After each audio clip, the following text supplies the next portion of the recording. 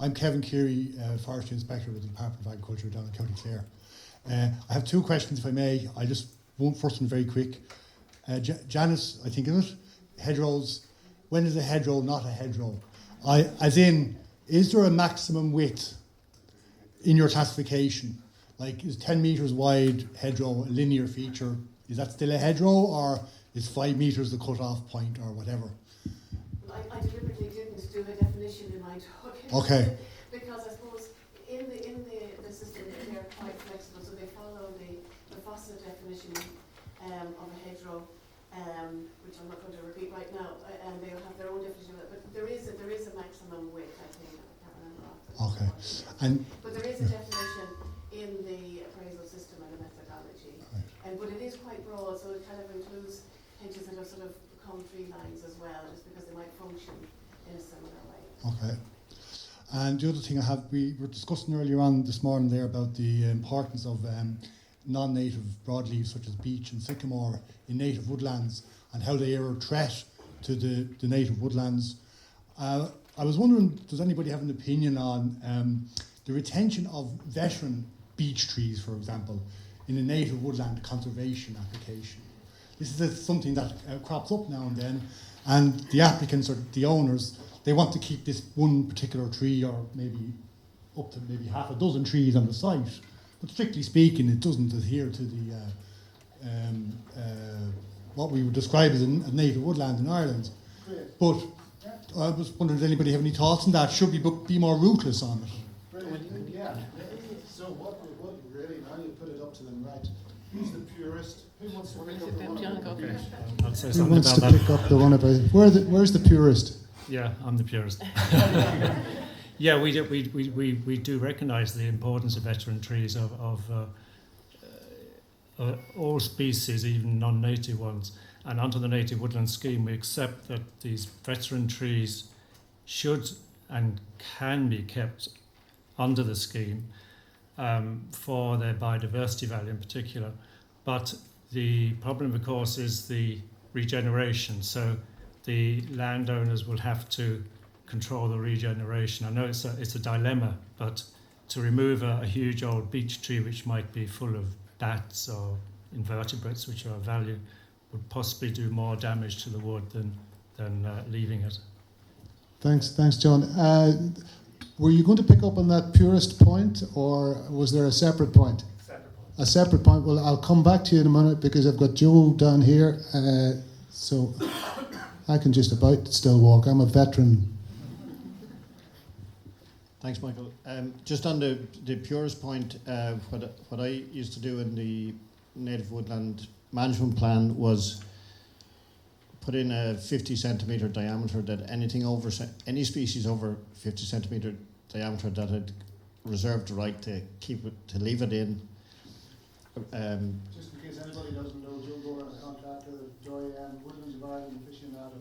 Yeah, just picking up on a point that Janice was making about the need for a detailed inventory of the hedgerows. Obviously, we need a detailed classification to go with that inventory. And I think the figure that you were quoting from Neil's thing there was the Badgers and Habitat statistic of, I think it's from the Badgers and Habitat survey of 1.5% hedge cover, whereas we've got a big discrepancy. The National Forest Inventory gives a figure of 3.9%, and the Teagasc EPA laser scanning of just a few years ago was given a figure of, I think, 6.3%. So the only way to get an accurate figure is to get out and do the ground sampling with a proper classification. That's the first part. Great.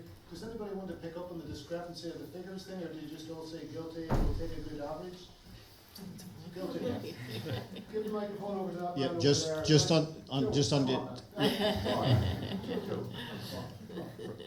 Right, I'll talk to Ian afterwards about the education then. Right over to the end, and then there's a gentleman. The back row is talking it here, folks, and listen, so they start waving at me. I've got one here and one here. Hi. I'll take this man. I'm Eugene Curran, work for the Department of Agriculture. I'd just like to ask the panel there, we heard this morning from Maria Long, how you need appropriate grazing levels. I'd just like to ask the the panel there. How long can you have an inappropriate grazing level in order to restrict the amount of deer getting in these sites to allow for the systems that Jonathan was talking about? Thank you. Who wants that one? Anybody? It's hard to answer. Can you speak into the microphone, please? Yeah. I don't have an answer really for that. Sorry? I think, Janice, would you? I think that's for future. Maria, I'll say some. Oh, Maria, maybe Maria. No, I was just going to say that native woodlands do have enormous resilience, and if you remove the grazing pressure, they can very quickly recover. But the problem is that we haven't been able to reduce the grazing pressure in a lot of our woodlands for a long time. When I first started working in woodlands about 50 years ago, which dates me now, it was a major problem in Killarney. And 50 years later, it's still a major problem in Killarney. So really, I cannot fathom why we cannot get on top of our deer, our grazing control, but deer in particular. But I think it can be done. I think if I have a way to answer partially your question, if I understand the question right. We know that regeneration is a huge problem in native woodlands. It's not happening sufficiently because grazing is a pressure, but also when we in exclosure we have other problems. So it's an issue. The system that I highlighted in the presentation, the irregular structure and the pro-silva structure, present an opportunity somehow to solve that problem. As I mentioned, the regeneration in a regular permanent structure is secured in small patches, and observation shows that only a small percentage of the ground, the forest floor in regeneration is sufficient to allow for renewal. In fact, 5% is sufficient. So that's a very small area compared to trying to achieve regeneration on the whole forest floor, such as shelterwood system or other system or copies with standards. So you're focusing on a much smaller area, and you're aiming at replacing trees from regeneration at numbers that are something 50 to 100 per hectare, perhaps. So you're focusing in protecting those stems. It allows for the use of, for example, individual protection. Like I think deer choose potentially shelters, individual tree shelters could be applied here within this system. Not only that, but if you look at integrating timber with conservation, and what we mentioned in relation to the negative selection and negative genetic selection that we might have gone through, there's an opportunity as well, perhaps, to introduce new genetics in the system. So I think the solution, in my mind, and I would have practiced it as a forester in conservation projects with native woodland, I think shelters could be the solution. I don't know, you, what would you say on that? Would you find it feasible? Great. Are you going to pick up on the grazing issue? No.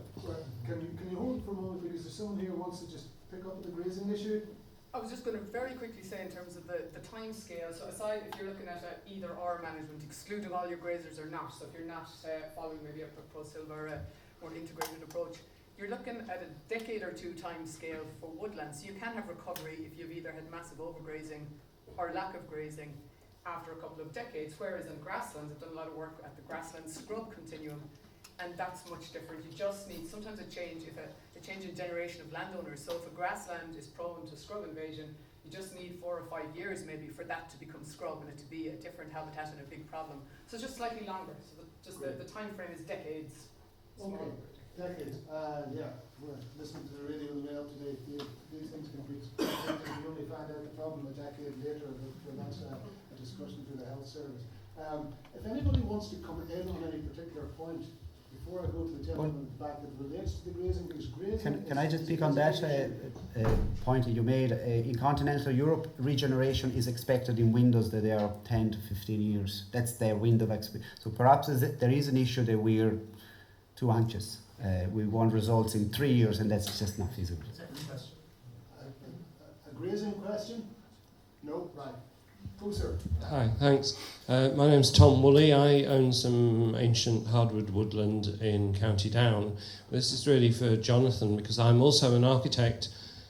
I did some environmental consultancy work for Dublin City Council, in which we insisted as part of the project that there was only Irish timber was to be used for rain screen cladding on the building. The architect, however, who's the main architect on the project, managed to persuade Dublin City Council that Irish timber would rot within about half an hour of being put on the building and therefore couldn't possibly be used, and persuaded them to use heat-treated timber from New Zealand on the building instead. I just wonder, what is being done? Is there any work being done to educate people in the construction industry about the potential for using timber? Because we, as architects, use local grown timber ourselves on projects without any problem at all. Well, this is probably a question for a timber technologist rather than a forester, but I don't understand the conclusion that they came to, as they put it, that timber would rot. It's more a species-related issue. If you use oak, it will last hundreds of years. We have oak construction dating back hundreds of years. So I can't really comment on the specifics, but there is research going on, as I mentioned. It is a small diameter hardwood research project. Part of the research is to test the properties, the structural properties, drying properties. So there is work going on right now on this subject to see the application for native timbers. And indeed, there's many potential high value applications for it. But again, time is against. We need to wait for sufficient size and quality to mature. Yeah, I think there is a really key point, read the education, that Ian might want to pick up on there too. So just to go back on what Jonathan was saying, that one of the projects that we're involved in Teagasc is the Earth Project. That's with NUIG and GMIT, NUIG specifically at the lead on this project, and it's looking at alternative uses for small diameter hardwoods of alder, ash, birch and sycamore.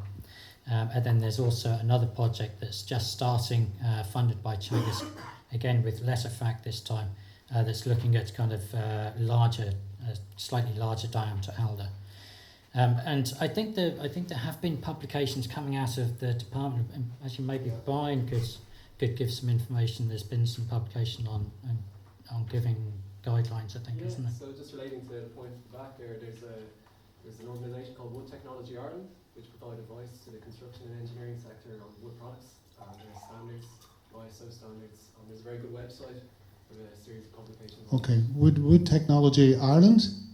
Was that the name of it, sorry? Yes. And sounds like the CPD for the next architectural training course should be on Wood Technology Ireland. I've got 6 people queuing up and we've got 10 minutes for lunch. I'm going to start with 1, 2, 3, 4.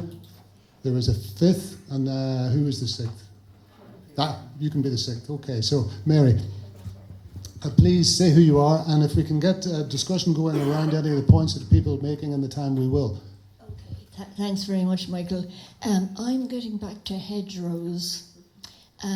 Janice, I do a lot of environmental impact assessment work around Dublin, where the only really interesting habitat to be seen in fields are hedgerows. So before you developed the scheme for recording and assessing hedgerows, I had my own little scheme, okay?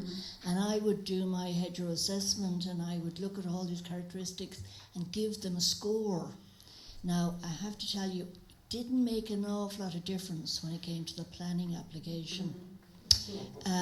What did make a difference was the presence of water. If there was a little stream course beside the hedgerow, then that definitely ranked higher, okay?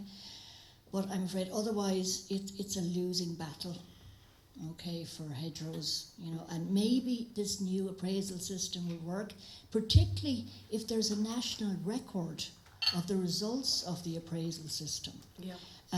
So you have scores given to hedgerows. The planners can look up a map of Ireland and look at scores and then compare their site with other sites. So I'm just wondering, the question is, how could we get this national appraisal system recorded somewhere? Well, all the data from the surveys to date is in the National Biodiversity Data Centre. So the data is there, but that is from old surveys as well as recent. So there's a long way to go to come to what you're looking for. But it just needs to be, I suppose, push to recognise the value of hedgerows, that there is some maybe funding put into that there is a kind of a system that you can compare your hedge versus other hedges. But the methodology is there, and it has a ranking system, even maybe to use with your own methodology. But there's a bit more work to be done to get it. One of the speakers this morning talked about this conference acting as a clarion call, and maybe there's some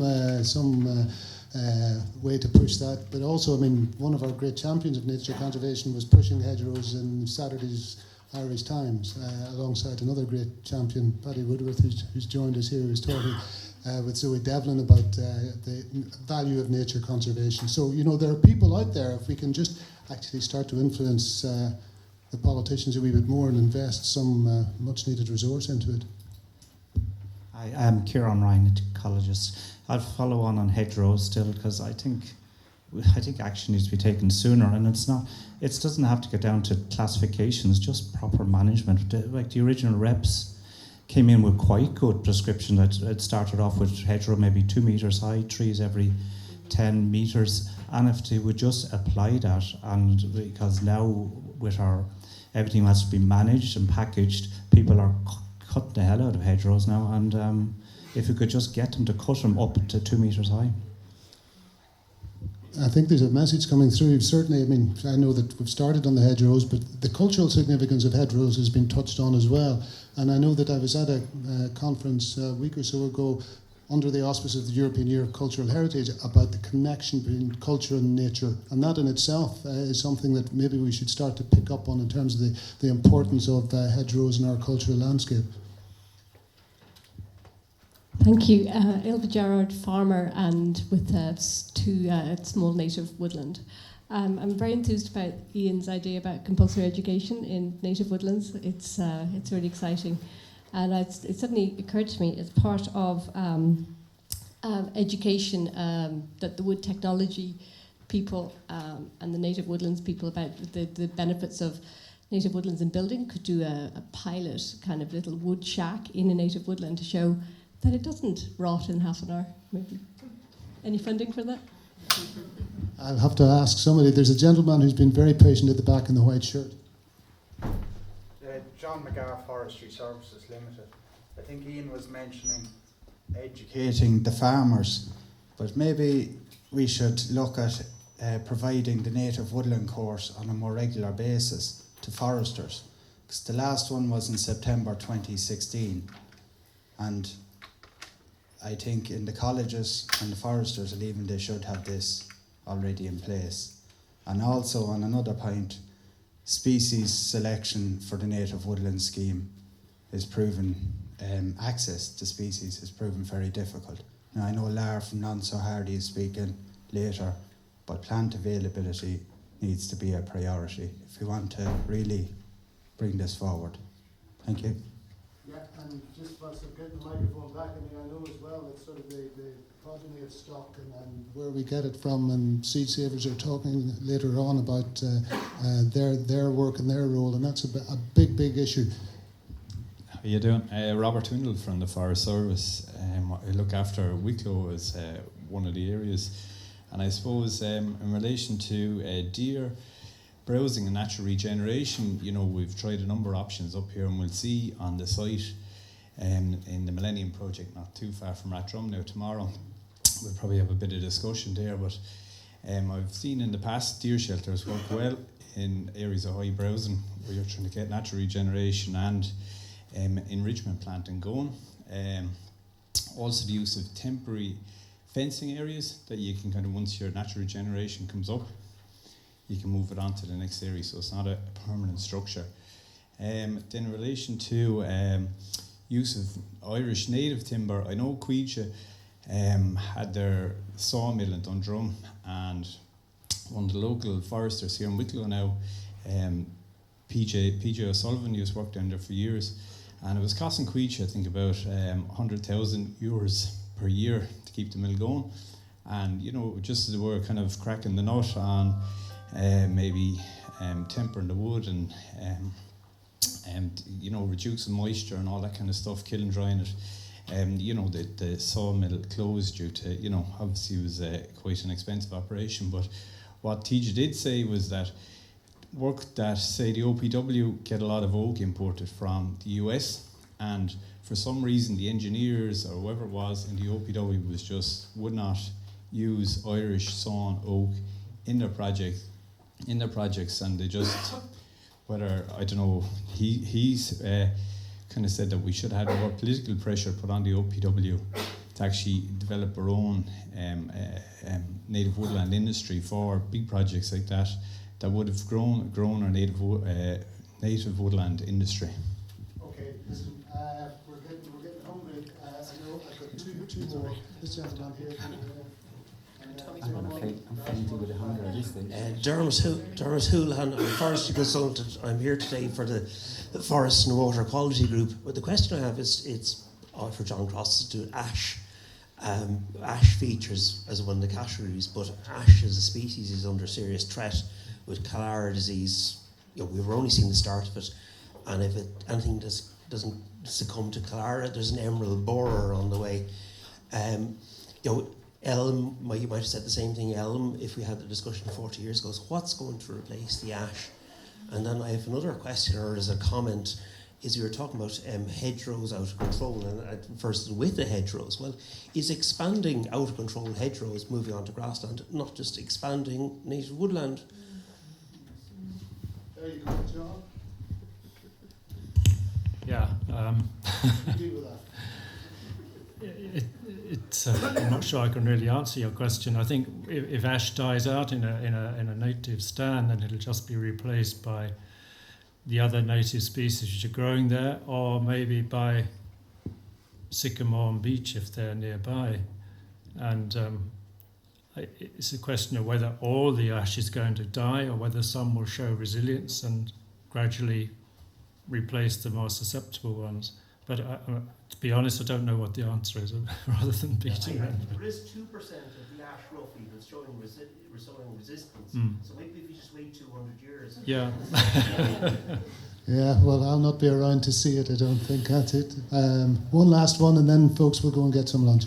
Thanks, Michael. Sorry, Kieran Nugent from Forest Service. I just want to make a point in terms of education. A lot of what Ian had there shows the depth of the technical education that foresters are now getting. And obviously, though that technical depth is matched in the ecological sections, in the archaeology side, the other areas that now interact with the forestry profession. I think it's very important that we match the technical competence in terms of how we do things with the social competence in terms of how we communicate what we're doing and why we're doing it. I think that communication skills needs to be included, better communications, not just in the forestry industry, but also in the other sectors as well. There's a tendency a lot of the time for us, we do our communications, Paddy, is he gone? A lot of groups tend to do their communications through the megaphone, through the media. Megaphone diplomacy generally doesn't work. Events like this and that direct communications, I think, is the way forward. But we need to train ourselves a little better to communicate. The things we're being asked to do now are more complex than ever before. Well, they were probably always complex. I think now we recognize the complexities in terms of what we're doing. But we need to navigate some very contentious areas. Deer keeps coming up. Everybody has mentioned every kind of measure in relation to deer except one.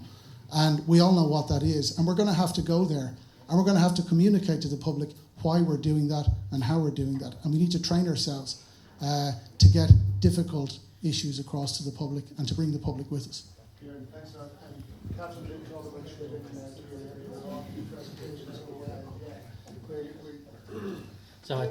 this is definitely the last one.